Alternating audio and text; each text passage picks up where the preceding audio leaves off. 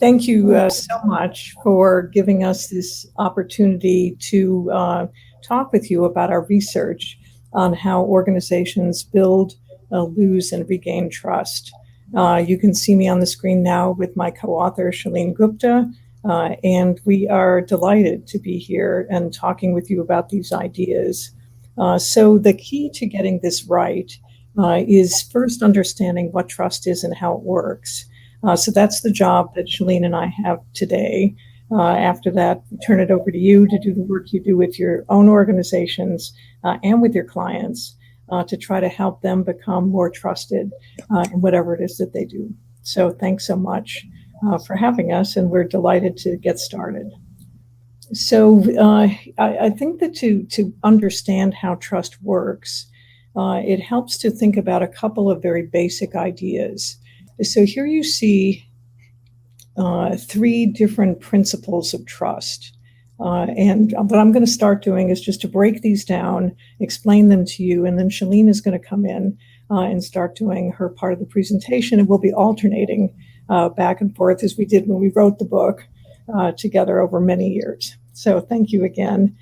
So the first principle of trust is that trust is vulnerability to the actions and intentions of others. And so in order to, let me start by breaking that down. Usually we think of trust in the personal sense, meaning are we talking about whether or not you are trustworthy as individuals? But that's not really what we're talking about here. When you think about trust in the organizational context, building trust in organizations requires that we start from the standpoint of the other person. And so when we say that trust is vulnerability, what we mean is it's that person's vulnerability to the organization that we're actually going to be focusing on. So reasonable people would then ask, well, what are they so vulnerable to? And they're vulnerable because they are counting on organizations to do things that they can't do for themselves.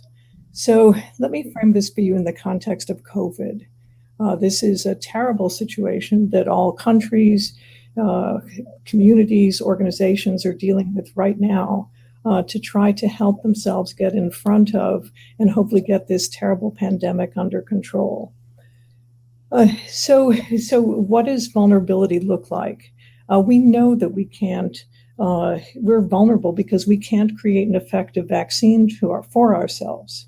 We're counting on an organization to create a vaccine that works and that's effective against this pandemic. And so we're trusting on that sense in the actions of the organization.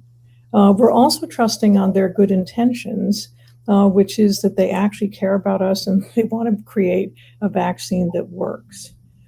So that's the first part of trust. It's vulnerability, the other person's vulnerability to the actions of others. The second principle of trust is that trust is limited. And so we're trusting a company to create an effective vaccine, but that's all that we're trusting them to do.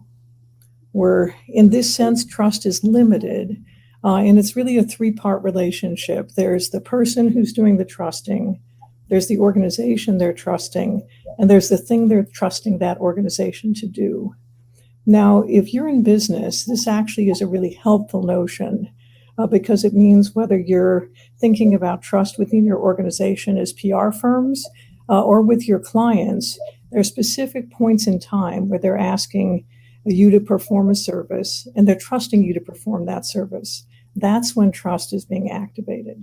It's at that moment of engagement between you and the individual or the company that's relying on you. Now, the third principle of trust is that trust is built from the inside out. When you think of all of the hands that the vaccine goes through, from inception through manufacturing to distribution, you want all of the people who are engaged in that process to be alert, to not be ill, to be well taken care of, and to care about the organization and the work that it does. And so in that sense, what we've found in the companies we've looked at is it's pretty much impossible to be trusted by people outside your organization if you're not trusted by people from inside. And so these are the three basic principles of trust. It's vulnerability, it's limited, and it's built from the inside out. So Shalene, why don't you talk with people about why it's a good idea to go after this trust goal? Trust isn't just an airy-fairy concept. It has a real and tangible impact on performance. So first of all, trust delivers a strategic advantage. In a study of 30 NCAA basketball teams, researchers found that the teams with the most trust in their coach won the most amount of games. 7%, in fact, was correlated to an increase in trust. And the team with the most amount of trust in their coach won the most number of games. And the team with the lowest trust score only won 10% of their games that season. Now, the researchers interviewed teammates on the team that had the most trust in their coach to find out what was going on. One of the players commented, "Once we developed trust in coach, the progress we made increased tremendously because we were no longer asking questions or were apprehensive. Instead, we were buying in and believing that if we worked our hardest, we were going to get there." And now when you take that performance and strategic advantage and translate that into a business, there's a revenue advantage. In a study of 6,500 employees at a Holiday Inn, researchers had employees rate their trust in their managers from a scale of 1 to 5. What they found is an eighth of a point increase in trust correlated to a 2.5% increase in revenue, or in dollars, $250,000 increase in revenue per hotel. Now, if you think about that revenue advantage scaled up to an economy, there's a huge impact. In a World Bank study of 29 different market economies, researchers found that a 10% increase in trust in the population correlated with a 0.8% increase in GDP. And so, in fact, when Sandra and I were talking to a CEO in a developing country, he mentioned that he wanted to build a hotel, but because construction workers in that country were prone to taking supplies and not working if watched, he actually had to sleep on the premises of the hotel to make sure that nothing was being stolen and employees did their work. And if you think about the amount this adds to costs and how much it slows down business, you can see why trust is so important. In fact, as the Nobel Prize winning economist Kenneth Arrow once said, virtually every commercial transaction has within itself an element of trust. It can be plausibly argued that much of the economic backwardness in the world can be explained by lack of mutual confidence, or what Sandra and I called trust. I'm going to turn it back over to Sandra now, and she's going to explain on what basis do people trust. So what you've heard so far is some basic principles of trust, the benefits of it. So let's dig in now to this question about why do people trust anyway? If trust is vulnerability, why am I willing to make myself vulnerable to organizations? We're going to use Uber as an example. At least in the United States, Uber is the company that everyone loves to hate. And what I'm going to explain is why it is that a company can be, on the one hand, competent and still not trusted. So Uber, at least in the United States, literally wrote the book on how it is to be a good ride-hailing company. They created amazing technology to connect customer needs, where the customer is, what destination they're going to, billing, and immediate feedback, all in a format that their drivers could be managing relationships with individual customers throughout the day.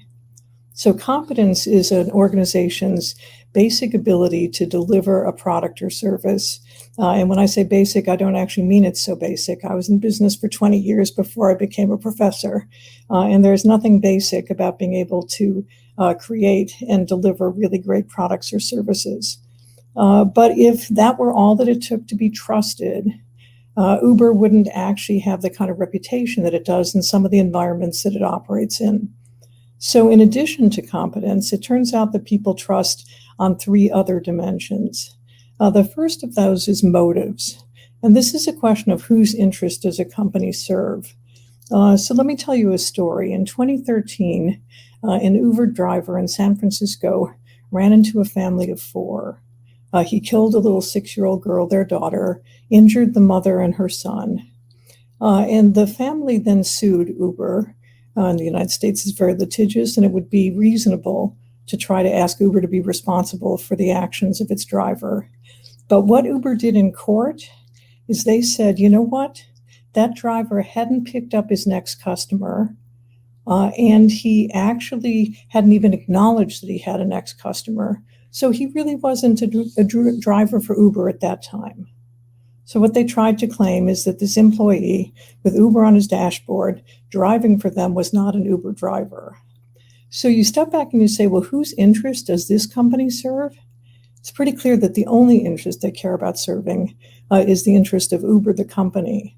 Certainly not the driver, and especially not the family who they had injured in such a grievous way. So we care about competence, we care about motives. We also care about how companies do what they do, their means. And this is largely a question of how fair is the company. So between 2013 and 2015, Uber asked its drivers to book and then cancel rides with their nearest competitor in the US, a company called Lyft. They did this 5,000 times over the course of 1 year, 12 months. And so if you say, is Uber fair in how it does business? This defines unfair competition. This is trying to mess up the on-time reliability of a ride-hailing company by throwing a spanner into the works of its process. So Uber, very competent, motives only out for its own self, means not particularly fair. And then you have a question about what is the actual impact of the results of this company's actions. And so this impact area is quite interesting. This is the impact on I can see it with my own eyes. I don't care what you tell me about it.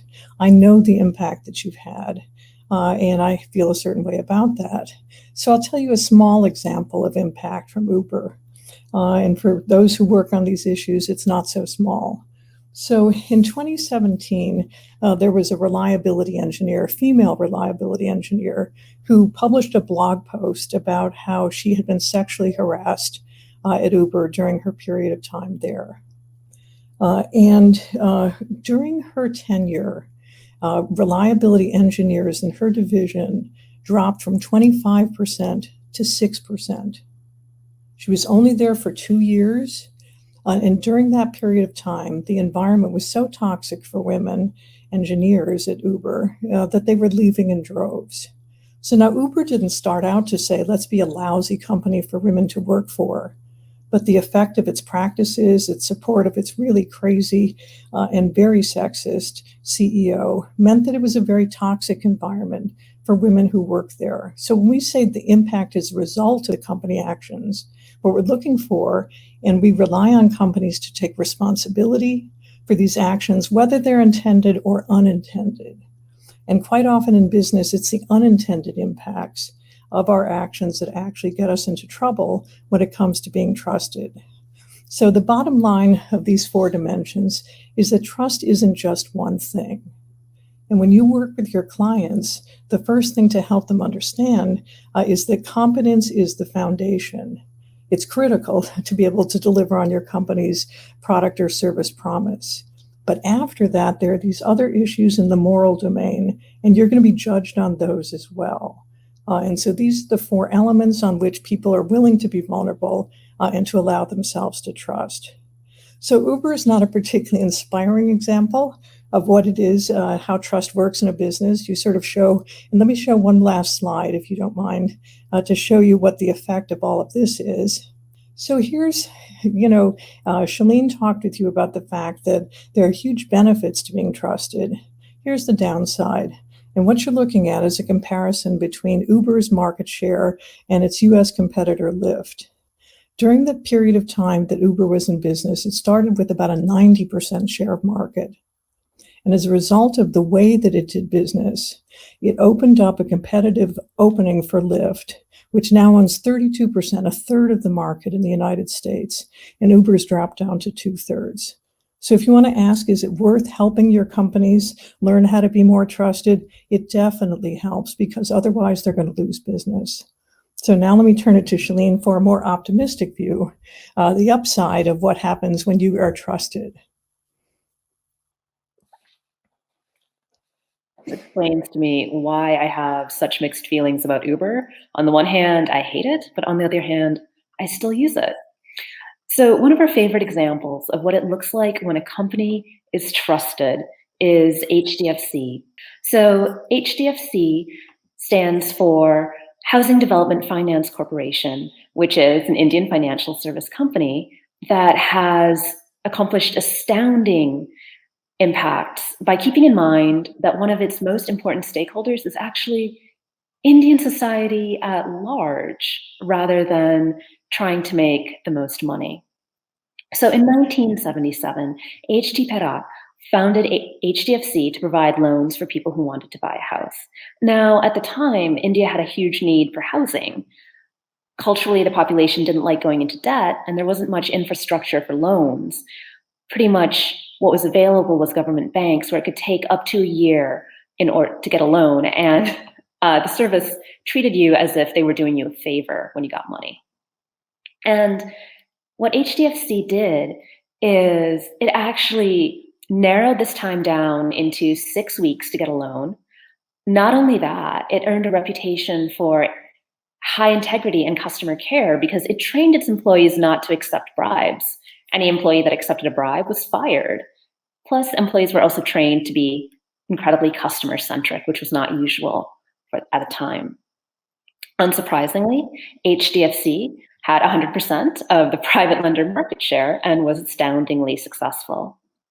So Parag could have decided, that's great, let's just stay a monopoly. And in fact, many companies in that position probably would have done that. But he actually believed that India had a much larger need for housing than HDFC could meet. So he took this unprecedented step and actually invested up to 20% in 3 other companies. And not only that, helped train the employees and management. Of course, HDFC's market share fell to 75% to 80%, yet its growth remains the same, about 30 to 40% a year. However, today, HDFC's market share has dropped to 19%, yet it's still the biggest mortgage provider in India. And not only that, it has earned an unprecedented amount of trust. Because it took the step of helping the entire industry, the government has actually made HDFC an advisor, and HDFC has had a seat at the table for advising on policy and was brought in as the consultant during the Satyam scandal. Not only that, HDFC was able to capitalize on the trust in its brand to create HDFC Bank, which is India's largest private lender. And so we can see that trust has incredible amounts of benefits that we wouldn't even think about if you go and you actually think about stakeholders that are larger than yourself. I'm going to turn it back over to Sandra now. Great. So, and I always find that HDFC story just amazing in the sense of the trust that you can get when you invest in the standing of the community as a whole. This is such a powerful platform from which to grow a company, and it's desirable everywhere, and it shows that businesses aren't separate from society. We're actually part of society, and we have a role to play in making society better. So let me turn to our next topic, which is, okay, this is great. We understand trust some. We definitely have a sense of what it looks like with Uber, what it could look like with HDFC. And the question that Shalene and I set out to really understand in this research is, can lost trust be regained? So if there was any statement that's always made about trust in companies, it's that, you know what? Trust is so fragile. It's like a crystal vase. And once you break it, no way of putting those pieces back together. And so our research actually at this point started in 2017 with a Japanese company called Recruit Holdings. So we had come to actually study a slightly different topic in Japan with Recruit. And when we got there, Shalene and I were fascinated by the story of what's called the Recruit scandal in Japan. So the Recruit scandal is so large. It was a shares for favor scandal. where the CEO offered shares of an unlisted subsidiary at very reasonable rates for members of government and other prominent business leaders. And as a result of this, when this was revealed through the media, there was an enormous outcry, and such that the Prime Minister of Japan and his entire cabinet had to resign. This scandal made such an impression in Japan that it's still written about and is a feature of children's textbooks where they can read about the Recruit scandal. And even when you go to Japan and you say Recruit, quite often what you'll get from someone on the street is scandal, because they think that's actually what you want to talk about. So Recruit at that time, this was in the 1980s, late 1980s, was a company of a certain size. I'll talk about that in a second. Today, surprisingly, Recruit is a $20 billion revenue producing technology and human services firm. It has 50,000 employees worldwide. So if Recruit can come back from a scandal that is so great that the Prime Minister and his cabinet had to resign, lost trust must be able to be recovered. And so then the question is, well, how on earth did they do that? And so it turns out that there's a pattern that companies who need to recover lost trust follow. There are 3 steps to it. And as PR professionals, I would imagine that one of the most prominent roles that you play at times in companies is having to help them over some bump, some issue that they created and that they need to recover from. So here are the 3 steps that Recruit did and that you'd need to work with your clients on. The first is to acknowledge harm and apologize. Because trust is a moral concept, it's a relationship between people of vulnerability. People who are trusting want to know that your company has created harm, and they want you to apologize for that harm. So to this day, you can go on Recruit's website and you can find the story of the 1980 scandal, the Recruit scandal, what they did, how they thought they recovered from it. And it's prominent, it's displayed in a way that anybody who cares about this can find it on their website and read about it. So this is a very visible way of maintaining ownership for the fact that you created harm and you're apologizing for it. So that's the first step. And honestly, this is something that many companies, as you know, are intensely reluctant to do. But because trust is a moral concept based on relationships between people and organizations, acknowledging harm and apologizing for it are really important things to do to start regaining some of that trust that you lost. The second step is you have to hold people accountable. Now, in a way, you could say that Recruit was fortunate, because the one person who created the scandal was the CEO. So, quote unquote, all they had to do was to let the courts take over, which they did, and their CEO went to jail. This is kind of a far end of what happens in holding people accountable. But many of you will be working in companies where you kind of go, well, wait a minute, no one did anything illegal here. It was bad. And we may even be sued for it, but was not illegal in that sense. So how can our senior leaders themselves regain trust? And there are 2 things that we've seen that seem to make a big difference. The first is whether the CEO, the senior leaders, acknowledge the harm and apologize themselves. And I'm not talking here about one of those mistakes were made, apologies, passive voice, somehow no one made these mistakes. This is a pretty full-throated, here's what we did, here's the way that we know that it's harmful, here's how it happened, and the last part is what's called an offer of repair, and here's what we're doing about it. So the degree to which CEOs are seen as the people who are making the apology, and they're also the people who are leading the effort to try to repair the trust breach, that builds trust back in them. People go, oh, okay, I get it. This person understands this, and they're actually doing something quite concrete to try to take the organization forward and to figure out what went wrong. And that is, in fact, the third part.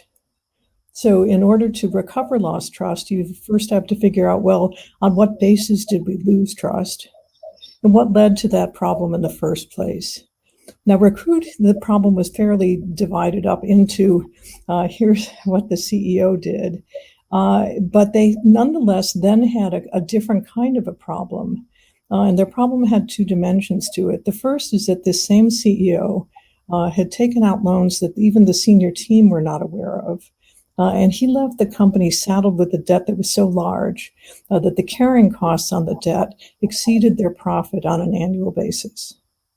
So they don't have any money really to speak of and have to claw back to profitability, which means they need customers to believe in them again. The second problem that they had was that their workforce was tremendously demoralized. Not only was it a mark of shame to work at Recruit, kids were being bullied on playgrounds and at school because their parents worked at Recruit. And so this was a company that needed to rebuild itself from the inside out. So the conclusion that they drew was that they could no longer do what Japanese companies are famous for, have been, which is offer lifetime employment. What they did decide that they could do is to make people more employable when they leave. And so their strategy is, let's be a good place to be from. So in the near term, what they did is they put the salespeople who worked with their clients back in front of them, and they gave them permission to talk about the scandal, talk about the fact that they weren't personally involved.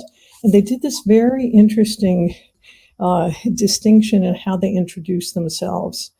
So in Japan at that time, and it may still be true, you introduce your company first, and then you say your name. And what they decided is that the employees needed to have more of an individual relationship with their clients. And so they decided that the employees, the salespeople, would say their name first, and then the company. It's a pretty subtle distinction to people who don't watch these things. But in their environment, in their culture, it was a genuine way of trying to say, I'm Sandra, and I work at Recruit, rather than Recruit is in the room, and I'm Sandra representing the company. And so that was the first thing. And they actually lost almost no business in the immediate term, because people said, well, that was something that the CEO did. That's pretty bad, but we understand that you're still giving value to us. And then after that, they created some very distinct human resource policies to try to retain staff and make it a good place to be from. The first thing that they do, if you're an employee at Recruit, you are in for a performance appraisal every 6 months. And every 6 months, you're asked to look at 2 time frames. One is, what do you want to do in the next 6 months? And what do you want to do in the next 3 years? And by giving employees that kind of a runway to imagine their future, they do 2 things. One is they can really better match employees to projects that build the skills that the employees want to work on. And the employees understand this is a company that cares about me and that wants to see me grow and flourish. The second thing that they do is that all of the projects that they work on Recruit have some connection to the greater good. Even a project that started off as some way that you could get your hair done started because one of the employees knew someone who thought she was going to have to quit because she had to be in the salon every day because she didn't know when she would get customers. And so he created one of these matching platforms. Here are the people who can do your hair. Here's the when they're available. And then she would be able to go home and take care of her children when she wasn't in the salon. So all of their projects have this connection to human worth, to social worth. And this is very motivating. And this is something that they had done pretty much from the beginning of the organization. The third thing that they do is that they prioritize giving junior people a lot of responsibility. So when in doubt at Recruit, it's passion first. And they go for the person with the most passion, not necessarily the best experience, and they grow that person in the job, and they really grow them. Every time that person goes to talk to a senior leader, what they get asked is, well, what do you think you should do? Which is kind of frustrating, but it makes them much more resilient and autonomous and able to grow their own skills. And the last thing that they do is they set up a very robust program of recognition of accomplishment. So I'm being grown as a company, as an individual. I get to connect my goals to things that matter. I'm being recognized for this. And one of the features of this program is that if you win one of their recognition awards, you have to make the rounds and explain what was your best practice to all the people who do your job in the organization. So this is on the strength of this. This company now, same size as Salesforce, $20 billion in revenues. It actually has 50,000 employees worldwide. And so this is proof paid that you can definitely recover lost trust. It's not easy. And for those of you who are operators, you know all of the difficulties of what I'm describing and what it's like to install those practices and really do them inside an organization. But if you can do those things, you can definitely recover lost trust. So let me try to then pull all of this together. So here's a fairly straightforward view of what we've been talking about. First is trust is our willingness to be vulnerable. And here again, you're helping your companies focus on the vulnerability of the people who rely on them to do business. Right? It's not their vulnerability. It's the vulnerability of their stakeholders to the actions of the company. The second is trust is built using these four elements: competence, motives, means, and impact. The Uber story shows us competence is not enough. If it were, Uber wouldn't have lost a third of its market share. And so you definitely need to be trusted on these other dimensions, and you can be trusted on some of them and not on others.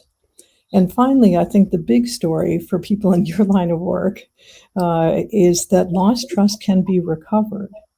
There are strategies that you can put in place and a process that's pretty reliable for helping your company get over a bump in the road that they put there, that they created. So we strongly, Shalene and I, believe that trust helps businesses be a force for good in their communities and in the world. And if we can help our companies become more trusted, I think they will be able to better do that job of being a force for good in society. So thanks so much. Well, we thank you for your time. Thank you.